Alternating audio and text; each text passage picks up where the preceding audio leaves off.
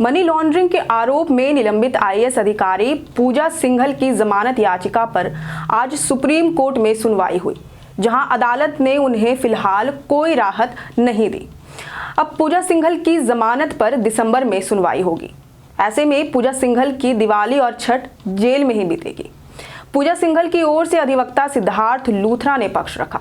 अदालत से उन्होंने गुजारिश की कि पूजा सिंघल को जमानत दी जाए, मगर ईडी की ओर से पक्ष रख रहे assistant solicitor general SV Raju ने इसका पुरजोर विरोध किया। इससे पूर्व 25 सितंबर को सुप्रीम कोर्ट में पूजा सिंघल की जमानत याचिका पर सुनवाई हुई थी। उस दौरान भी ईडी ने इसका विरोध किया था।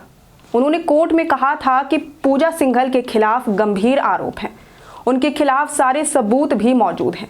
जेल से बाहर निकलने के बाद वह इस मामले को प्रभावित कर सकती हैं। जबकि पूजा सिंघल की ओर से कहा गया कि मामले में आरोप पत्र दाखिल किया जा चुका है। उन्होंने अदालत में कहा कि ईडी की ओर से अब तक जो भी जांच किए गए हैं, उस जांच में उन्होंने पूरा सहयोग किया है। आगे जब भी जरूरत पड़ेगी वह सहयोग करती रहेंगी। वह 11 मई 2022 से जेल में है। उनका स्वास्थ्य भी ठीक नहीं रहता है। ऐसे में उन्हें जमानत मिलनी चाहिए। इसके बाद अदालत ने याचिका पर विस्तृत सुनवाई के लिए आज की तारीख दी थी, जहां उन्हें कोई राहत नहीं मिली, बल्कि अगली सुनवाई के लिए दिसंबर में तारीख दी गई है। बता दें कि इस वर्ष फरवरी में पूजा सिंघल को सुप्रीम कोर्ट से बेटी के इलाज के लिए अंतरिम राहत मिली थी। इसके पहले भी उन्हें कंडीशनल अंतरिम राहत मिली थी।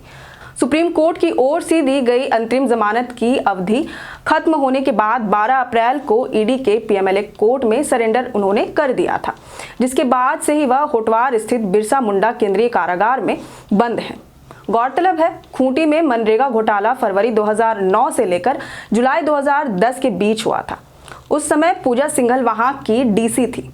ईडी ने पिछले साल 6 मई को खान सचिव के पद पर नियुक्त पूजा सिंघल के सरकारी और निजी आवास, उनके पति अभिषेक झा और उनके सीए सुमन सिंह के आवास समेत 25 ठिकानों पर छापेमारी की थी। इस दौरान उनके पति के सीए सुमन सिंह के आवास से ईडी को 19.31 करोड़ रुपए नगद बरामद हुए थे।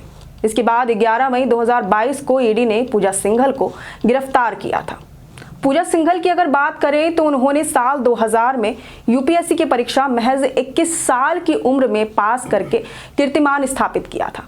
यूपीएससी को जैसा कि हम सभी जानते हैं कि एक प्रतिष्ठित और भारत की सबसे कठिन परीक्षाओं में उसे गिना जाता है, इसलिए उनका नाम लिम्का बुक ऑफ रिकॉर्ड्स में दर्ज किया गया था। उसके बाद से उन्होंने एक बेहद प्रतिभाशाली नौकरशाह के रूप में अपनी पहचान बनाई, मगर उनकी ये इमेज धीरे धीरे एक भ्रष्ट अधिकारी के रूप में बनना शुरू हो गई। इसी का परिणाम आज जेल की सजा है। वैसे कैसा लगा आपको ये वीडियो, ये हमें कमेंट करके ज़रूर बताएं और इस वीडियो को ज़रूर से लाइक और शेयर करें।